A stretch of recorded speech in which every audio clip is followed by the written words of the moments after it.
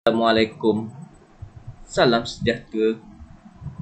Nama berita dek bala kaban, bala indai, bala pengajar, anak-anak murid ba menua Sarawak. Anang Jakob duduk diam-diam. Pengajar mau cerita sikit tentang pendidikan moral pada Saritok. Jadi untuk hari ini saya akan sambung lagi pembelajaran saya. Jadi untuk hari ini saya akan masuk untuk standard pembelajaran yang terakhir di dalam bidang 7, bukan dalam bidang 7, dalam unit 12 di bawah bidang 7 moral dan kenegaraan. Untuk unit 12 saya akan sambung yang bertajuk kedaulatan negara tanggungjawab bersama.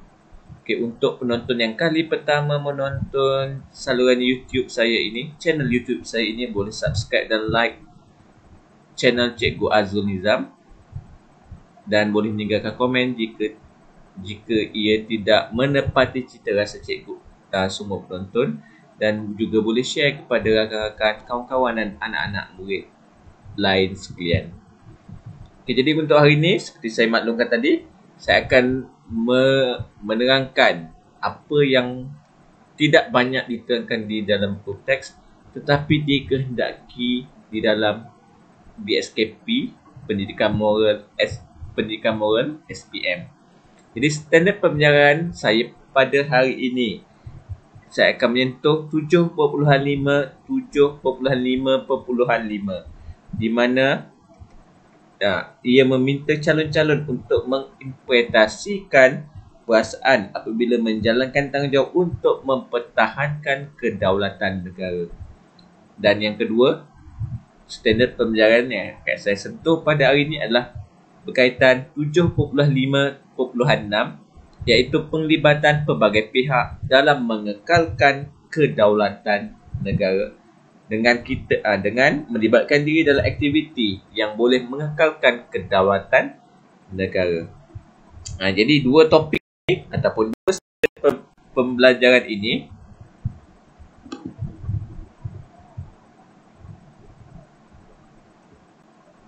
dua standard pembelajaran ini tidak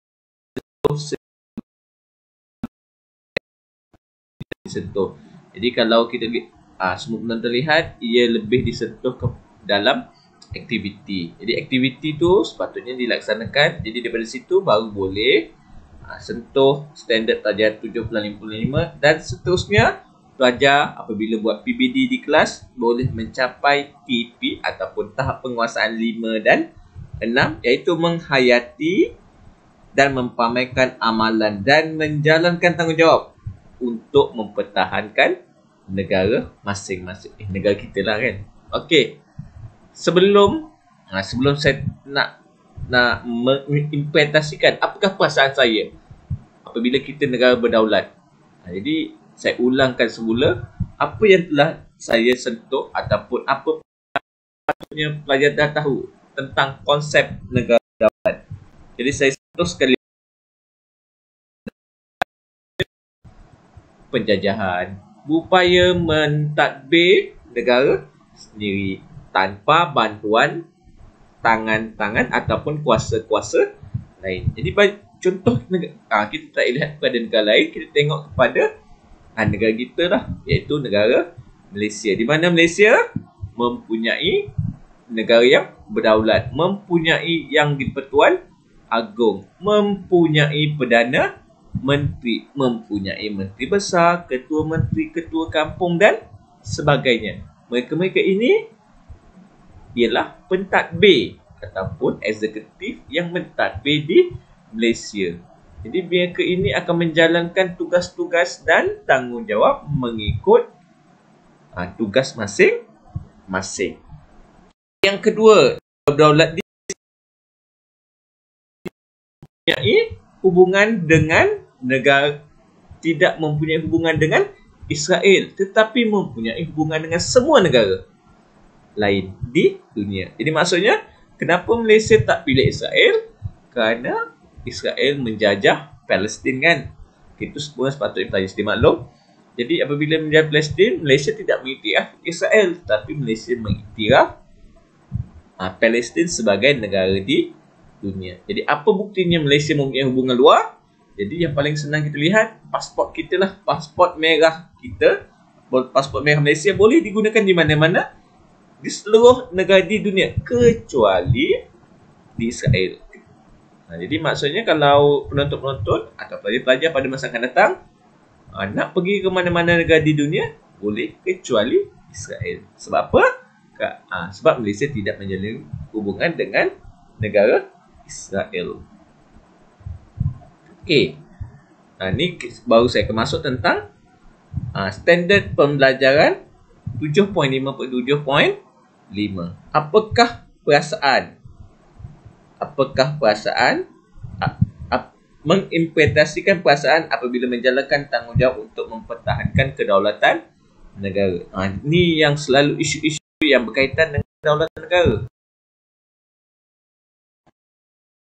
Jadi pencegahan kuasa asing, kita tak payah tengok isu-isu yang besar lah. Kita tengok sekarang isu COVID kan, COVID-19, di mana kita sekarang berada di gelombang ketiga. Apabila berada di gelombang ketiga, puncanya adalah daripada kemasukan pendatang asing tanpa izin. Jadi pendatang asing tanpa izin daripada Filipina dan Indonesia kan, yang mula-mula masuk di Sabah. Lepas tu ada pilihan raya dan sebagainya. Jadi sekarang merebak ke bukan merebak lah, dia dah banyak berlaku kan. Jadi banyak pihak terkesan sehingga hari ni 14 hari bulan 12 kita ada lebih kurang 1,300 kes. Jadi apa perasaan anda apabila tengok pencerobohan parti ni secara tidak terkawal?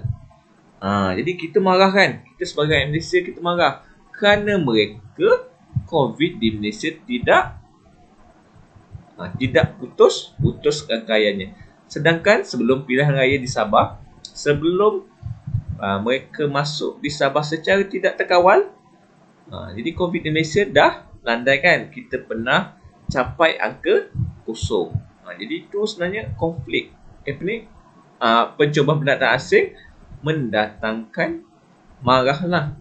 Kita sebagai rakyat, kita marah kerana mereka kita jadi susah kan. Yang kedua, kita tengok pengaruh juga ada isu yang berat kan.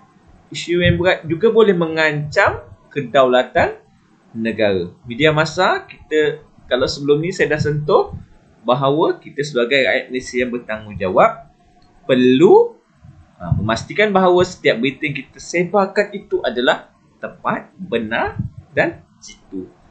Berita yang tak pasti jangan kongsi. Nak tahu berita tu pasti tak pasti, boleh buka laman web Kementerian Penerangan dengan melalui URL sebenarnya.my. Global ni isu global. Bagaimana globalisasi boleh mengancam kedaulatan negara. Isu yang susah sikit, panjang, kita ambil isu yang senang dan dekat dengan pelajar. Yang seterusnya, pengaruh budaya.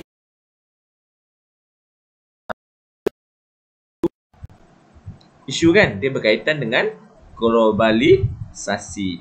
Jadi kita lihat pelajar-pelajar, dia ada musim dia kan. Sekarang kalau kita lihat pelajar tengok, pelajar minat PUBG, bukan minat PUBG lah, banyak masa dihabiskan dengan PUBG, banyak masa dihabiskan dengan menonton wayang, banyak masa dihabiskan dengan bermain game. Dan apabila kita banyak bersama dunia luar kan, jiran sebelah kita tak tegur, tetapi orang yang jauh di mata kita tegur. Jadi pelajar sama juga kan. Kita lihat pelajar banyak kawan-kawan di Instagram banyak, tetapi adakah pelajar kawan-kawan di Instagram banyak, tapi adakah mereka bermain sama-sama dengan kawan di sebelah? Jadi sama juga konsepnya apabila kita lihat remaja sekarang, apabila melepak ataupun pergi ke kedai-kedai, di kedai ke warung ke, pergi ke pusat-pusat membeli belah makan di fast food dan sebagainya, kita lihat telefon tu tak lekang di tangan. Apa tu tak lekang? Tak lekang tu sentiasa kat tangan lah. Sentiasa main handphone. Sedangkan mereka ajak kawan keluar bersama-sama untuk bersosial. Tapi apabila sampai bersama-sama, mereka tak berkawan pun dengan kawan di sebelah, tetapi main handphone untuk berkomunikasi dengan online. Itu senario pada mengancam tak keselamatan negara? Mengancam kan? Contohnya daripada handphone tu, kita tengok YouTube, ada juga yang daripada YouTube terlibat dengan kegiatan subversif. Apa tu kegiatan subversif? Subversif adalah kegiatan yang boleh mengancam keselamatan negara. Jadi dekat YouTube banyak boleh belajar. Jadi benda-benda tu sebenarnya daripada YouTube tu sebenarnya itu adalah daripada YouTube tu akan mengancam keselamatan negara. Okay, yang kelima. Jadi apabila materialistik ni, dia tengok duit itu penting. Duit itu penting ke mana-mana mereka memerlukan duit. Memang betul, kat mana-mana kita nak keluar daripada rumah, kita perlukan duit. Terutamanya penduduk ataupun pelajar-pelajar, cikgu-cikgu yang duduk di kawasan bandar. Contohnya kalau duduk di Kuala Lumpur, duduk di Selangor, jalan setapak keluar rumah dah ada tol kan? Dah ada tol, nak pergi supermarket melalui tol. Masuk parking, bayar parking. Tu dah wajib lah. Dah wajib sebelum sampai ke mana-mana pusat membeli. Jadi bila meletakkan duit sebagai nombor satu, jadi ia menyebabkan rakyat kan? Rakyat tak kisah apa berlaku kepada negara, tetapi yang penting mereka dapat duit. Kesannya mereka sangguplah buat benda-benda yang tak elok. Contohnya apa? Contohnya merompak. Sebab apa merompak? Sebab dia nak duit. Tak ada duit, dia pergi merompak. Dia pergi mencari berniaga benda yang tak elok. Apa contoh benda tak elok?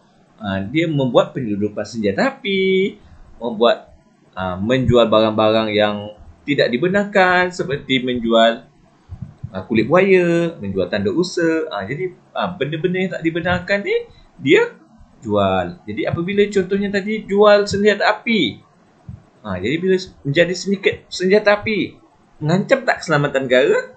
Jadi dia mengancam keselamatan negara. Kesan dia siapa? Kepada siapa? Pada kita lah, rakyat Malaysia. Jadi apa perasaan anda tengok bila orang menjual senjata api secara berluasa? Takut kan? Kita takut. Sebab apa? Bila berluasa, orang ada senjata api, dia akan berlaku pembunuhan di mana secara tidak terkawal. Okay, dan yang terakhir,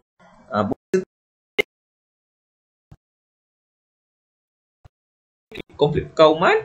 Ini perkara isu yang besar kan, sejak daripada pemerintahan ataupun dasar British yang mengamalkan dasar pecah dan bentang. British sistem, kalau daripada sejarah kita tahu British apabila pecah dan bentang, orang Melayu banyak duduk di kampung-kampung. Orang daripada pecah bentang dululah, orang Cina banyak duduk di bandar-bandar. Orang India banyak duduk di estate-estate. Orang-orang asli ataupun orang yang asal kampung-kampung banyak masih duduk di kawasan yang lebih pedalaman. Jadi dia memberi kesan kepada negara. Jadi macam mana kerajaan nak membantu atau nak mengatasi kesan? Kita lihat sekarang, apabila terlampau jauh jurang ni, kerajaan nak bantu terutamanya golongan B40. Siapa golongan B40 ni?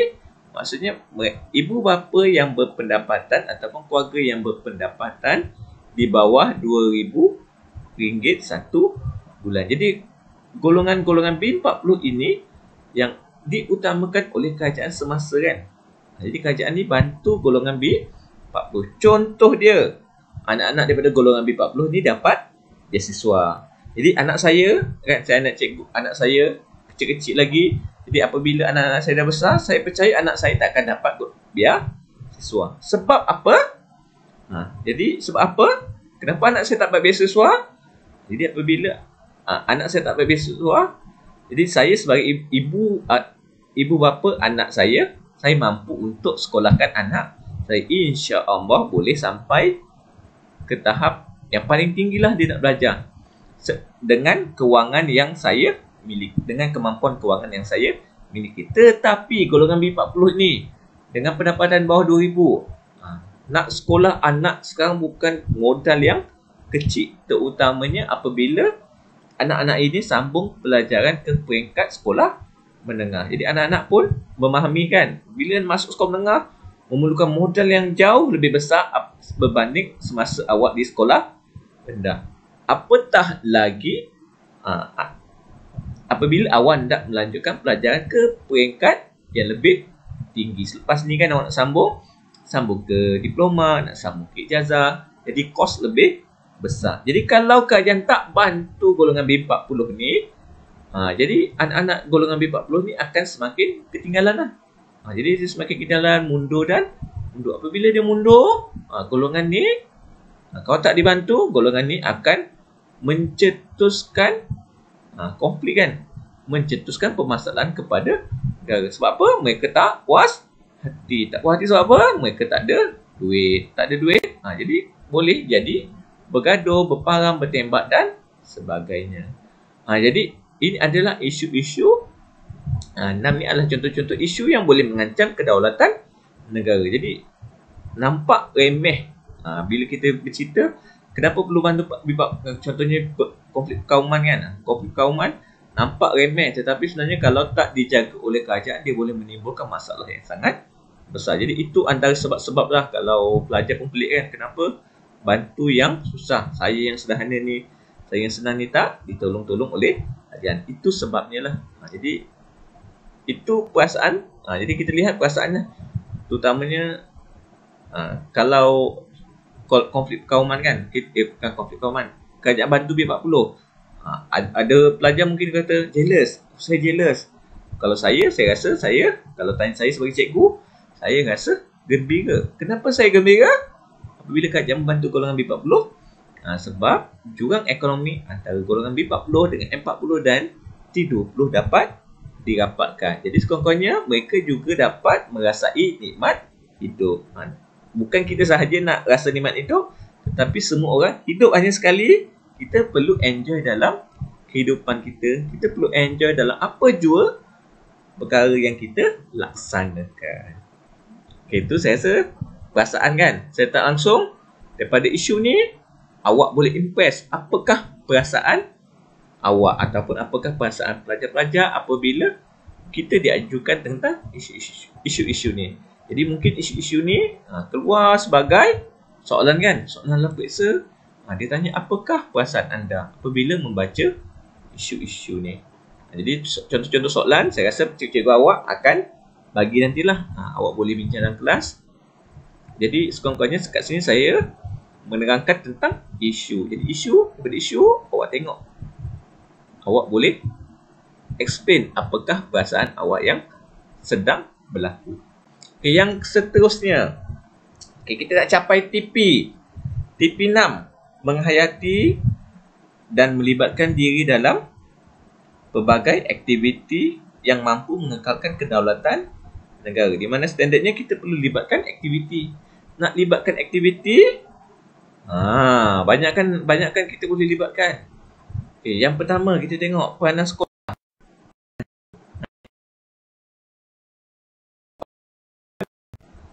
Kadang-kadang keluar soalan kan, apakah peranan sekolah? Sekolah apa sekolah boleh buat nak kekalkan perpaduan negara?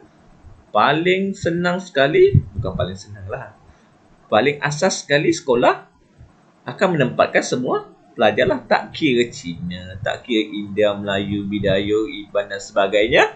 Semua kaum di dalam satu kelas. Jadi kenapa? Tu saya dah terangkan tadi. Kenapa pentingnya semua kenal? Supaya kita dapat kenal kaum-kaum lain. Jadi bila kenal kaum-kaum lain, jadi secara tidak langsung, kedaulatan dan kemakmuran negara dapat dikekalkan. Okay, peranan ibu bapa. Peranan ibu bapa nak kekalkan kedaulatan negara. Jadi ibu bapa boleh terangkan kepada anak-anak masing-masing kan. Pentingnya kekalkan kemerdekaan. Ibu bapa apa lagi boleh buat? Ibu bapa contohnya Hari Merdeka, Hari Kemerdekaan Malaysia kan. Pada tanggal 31 Ogos setiap tahun, bawalah anak-anak pergi menyambut Hari Kemerdekaan. Kalau tak sempat ataupun kalau kita nak pergi jauh sangat kan, boleh juga menonton di televisyen. Okay, peranan media massa. Media massa sosial ke? Ini peranan yang sangat penting. Jadi apa yang memegang peranan di media massa?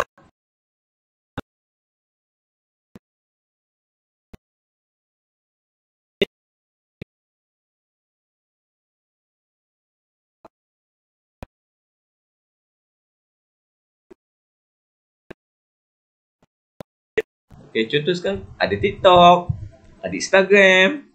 Awak nyanyilah lagu negara ke, awak buat sajak ke, bersyair ke, dan kemudiannya post di media sosial. Macam saya kan, saya mengajar, saya tak jumpa pelajar saya, jadi saya post di YouTube. Jadi secara tak langsung, itu juga peranan saya kan, nak mengekalkan kedaulatan negara. Jadi sama juga, berbalik pada awak melaksanakan peranan awak melalui platform media massa. Okey, yang seterusnya, ni peranan yang sangat besar. Sebab agensi kerajaan lah yang akan melaksanakan tugas-tugas untuk merapatkan jurang perpaduan ataupun untuk membolehkan masyarakat Malaysia hidup dalam keadaan aman, makmur dan damai.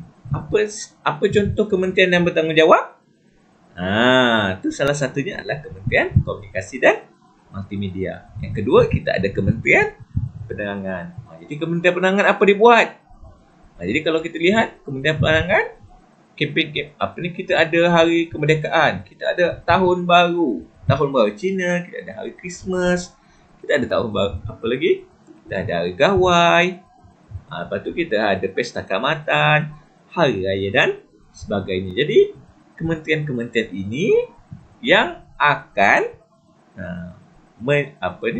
memaklumkan atau berkongsikan tentang perayaan-perayaan ini di televisyen. Jadi bila menonton televisyen, kita memahami budaya-budaya kaum lain. Dalam masa yang sama, kaum lain, kita tak, selain daripada kita mengetahui budaya kaum-kaum lain, kita juga boleh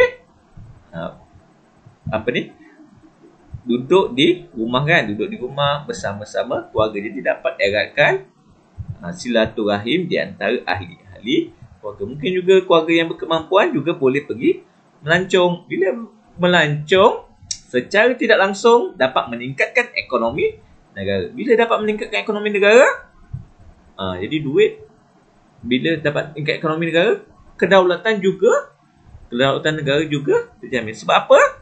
Sebab kita pergi melancong. Contohnya kita tinggal di hotel, kita pergi, contohnya saya pergi ke Melaka kan.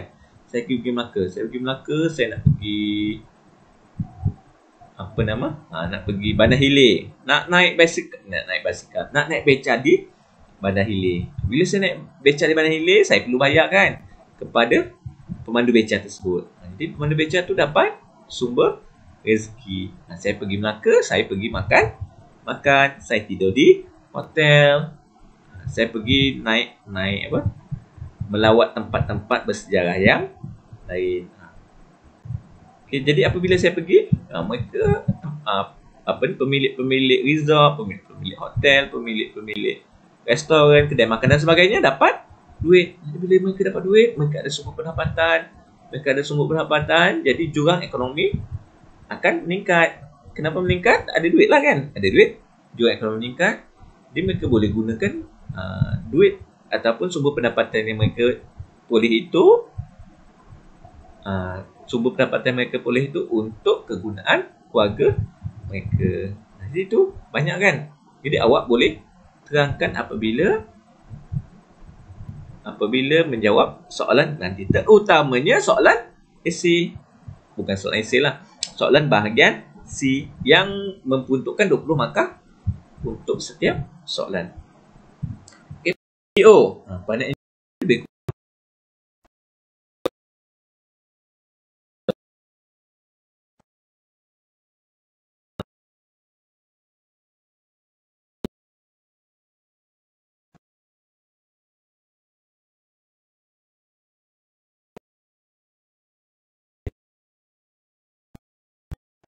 apa dikatakan remaja perlu bertanggungjawab? Kerana remaja adalah pelapis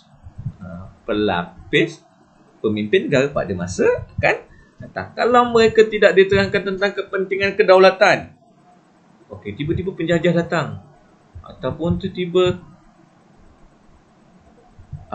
contohnya macam awak jadi polis kan, rasuah awak ambil. Kenapa awak ambil? Kerana pengaruh materialistik tadi. Nak duit. Duit saya tak cukup, gaji saya kecil dan sebagainya. Nak duit. Jadi secara tak langsung kedaulatan negara juga gugat. Sebab apa? Bila polis terima rasuah, jadi secara tidak langsung kegiatan subversif bertambah, jenayah bertambah, perompak bertambah, rasuah bertambah dan sebagainya. Jadi banyak masalah akan berlaku. Bila banyak masalah akan berlaku, jadi secara tidak langsung kedaulatan negara akan jejas. Jadi mungkin dekat soalan nanti, dia untuk mencapai TP6, sebab soalan SPM dia banyak aras, bukan banyak lah, dia ada juga soalan aras tinggi. Bila ada soalan aras tinggi, antara contoh soalan yang dia akan tanya, apakah perasaan anda, apakah cara anda untuk untuk mengekalkan kedaulatan negara. Mungkin juga tanya apakah